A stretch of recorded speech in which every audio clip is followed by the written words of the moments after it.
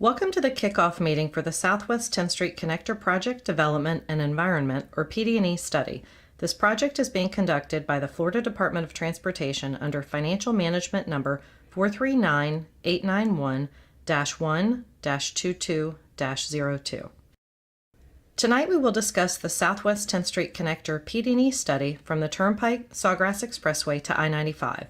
While the adjacent I-95 and Sawgrass Expressway projects are being evaluated as separate studies, all three will be presented as one regional project encompassing the entire Southwest 10th Street corridor with connections to the Turnpike and I-95. Representatives from these adjacent projects are here tonight to answer any questions you may have relating to those specific studies.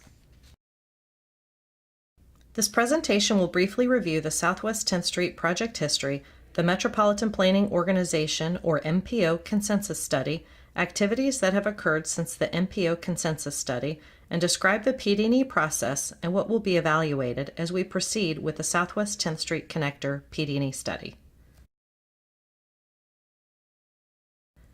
Regional transportation planners recognized the need for improved transportation facilities in northern Broward County in the 1970s.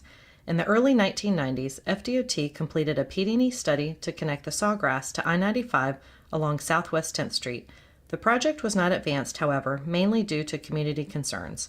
In 2008, the Southwest 10th Street corridor underwent another feasibility study, but the project had little political or community support, and once again it was not prioritized. Meanwhile, the traffic, safety, and operational issues along Southwest 10th Street continued to worsen. Realizing that some type of improvement was needed, the Broward NPO formed a consensus building team in 2015. This consensus building team was named the Community Oversight Advisory Team, or COAT, which consisted of 15 members from the cities of Deerfield Beach, Coconut Creek, Coral Springs, and Parkland. The team also received technical input from various county and FDOT representatives. The COAT's purpose was to formulate a vision for the Southwest 10th Street corridor that was acceptable to the community. The COAT also compiled a list of 18 recommendations to be examined in the PD&E study. In order to continue the collaborative efforts, the FDOT has requested that the COAT members remain engaged during the PD&E study.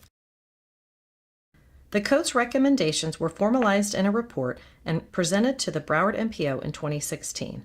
Recommendations such as safety, improved operations, and environmental considerations have already been incorporated into the project's purpose and needs statement, and all recommendations will be fully evaluated with the study. You will see gold key icons throughout this presentation. The gold key symbol represents COAT recommendations to be evaluated during this study. Based on the COAT's efforts, the NPO recently decided to prioritize the project, and the FDOT planned and funded the new PD&E studies for the interchanges and the Southwest 10th Street Connector. Prior to beginning the PD&E study and to get a head start on the project, the FDOT completed a lot of upfront work such as field surveys, traffic data collection, and traffic forecasting. This pre-work is the starting point for the PD&E team. Today's meeting is the first public meeting for the Southwest 10th Street Connector PD&E study, which is now underway. The overall transportation project development process is shown here. We're in the PD&E step shown in the lighter blue color. In the PD&E step, engineering design alternatives will be developed that consider the COAT's recommendations. Public outreach and agency coordination will take place along with evaluations of environmental and community impacts. At the end of the PD&E process, the FDOT will recommend a preferred alternative.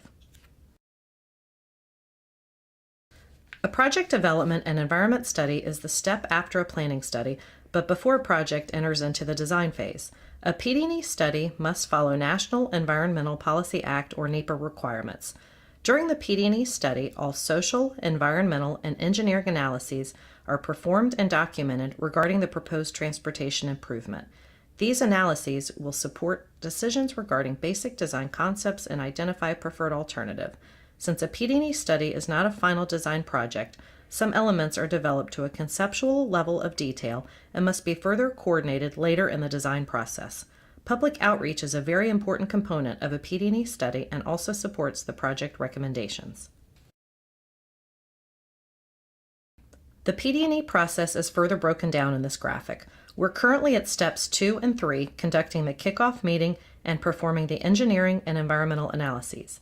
During the engineering analyses, alternatives are developed to meet the needs of the project while incorporating the code's recommendations to the greatest extent possible. Potential impacts to the corridor's social, natural, and physical environments will be studied and documented. A continuous community outreach process is integrated into every step of the project to ensure that corridor residents, businesses, the traveling public, and other interested parties have opportunities for participation and meaningful input throughout the PD&E study. There will be various opportunities for you to provide your feedback. Every PD&E project starts with a purpose and needs statement. The purpose and need for this project is comprehensive and includes many of the code's key considerations. Providing a limited access or freeway-type connector facility along the corridor between the Sawgrass Expressway and I-95 will improve system linkages and connectivity between Strategic Intermodal System, or SIS, facilities. I-95, Florida's Turnpike, and Southwest 10th Street are all SIS facilities. SIS facilities are those that are critical to statewide mobility and economic development. Local transportation needs for Southwest 10th Street will be addressed, including the application of complete streets concepts and pedestrian and bicycle facilities. Safety and operational issues will be addressed along the corridor that will enhance emergency response and evacuation times. I-95, Southwest 10th Street, and Florida's Turnpike are all designated evacuation routes. This project will also enhance social demand, intermodal relationships, and economic development for the area.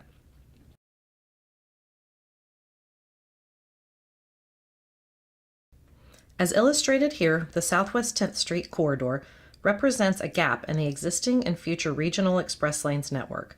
This corridor is an important SIS link between the Turnpike and I-95. The Turnpike and I-95 are the backbones to the north-south movement for people and goods throughout the state of Florida.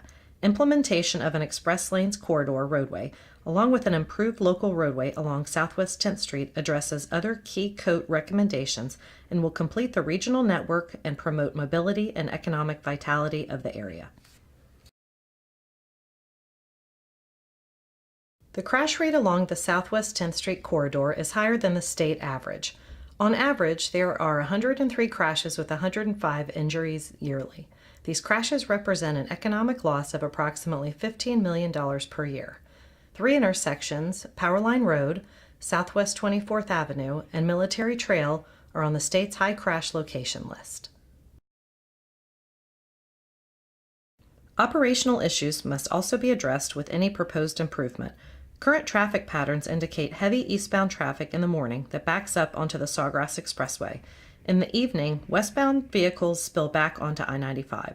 Current level of service, or LOS, is measured from A to F, with A being the best or most efficient traffic flow, and F representing the worst traffic flow in congested conditions. The Southwest 10th Street corridor overall operates at an LOS of F. There are operational issues at intersections along the corridor, and many of those intersections also operate at failing levels of service. The majority of the corridor currently carries approximately 50,000 vehicles per day and operates at LOS-F. Traffic volumes along the corridor are predicted to increase, and the number of vehicles wanting to use the corridor, or traffic demand, is represented by the numbers in the orange boxes. If no improvements are made along Southwest 10th Street, the severe congestion along the corridor and surrounding roadways will continue to worsen. All design alternatives will be developed and refined throughout the study process to meet the project's purpose and need and avoid or minimize impacts to the community and natural and physical environments while incorporating as many code recommendations as possible. The alternatives will be compared to each other in an evaluation matrix using common criteria such as community and environmental impacts, traffic operations, lifespan, and others to determine which alternative has the least impacts overall while providing the most long-term benefits for the communities. As part of any PD&E study, a no-action alternative will be evaluated and included in the matrix.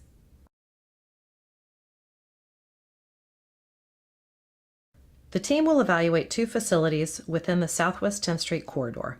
One will be an express lane facility to provide a connection between the Turnpike, Sawgrass Expressway, and I-95.